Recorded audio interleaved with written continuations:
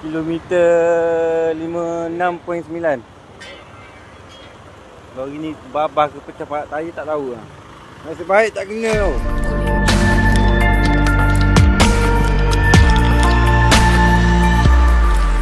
Seorang pemandu kereta berusia 24 tahun cedera di leher dan patah kaki kanan selepas kenderaan Honda yang dipandunya dihimpit lori yang pecah tayar secara tiba-tiba dalam kejadian pada tengah hari 27 November di kilometer 56.9 Lebuhraya Utara Selatan, arah utara.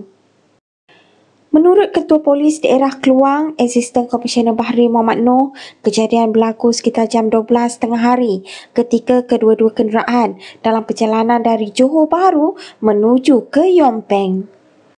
Siasatan awal mendapati tayar kanan lori dipandu lelaki berusia 48 tahun telah pecah, menyebabkan steering terkunci dan lori terbabit hilang kawalan sebelum menghimpit kereta mangsa yang berada di lorong kanan lalu merempuh penghadang lebuhraya.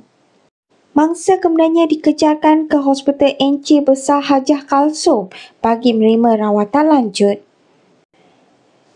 Pemandu lori berkenaan kemudian ditahan untuk siasatan. Ujian air kencing menunjukkan dia negatif bahan terlarang. Namun rekod polis mendapati lelaki itu mempunyai 2 rekod lampau di bawah Seksyen 30/3 Akta Racun 1952 serta Seksyen 15/1/A Akta Dadah Berbahaya 1952. Kes kini disiasat mengikut Seksyen 43/1 Akta Pengangkutan Jalan 1987.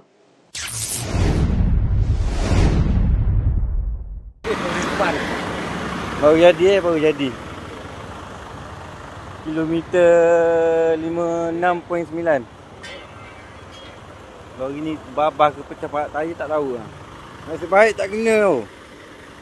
Depan mata.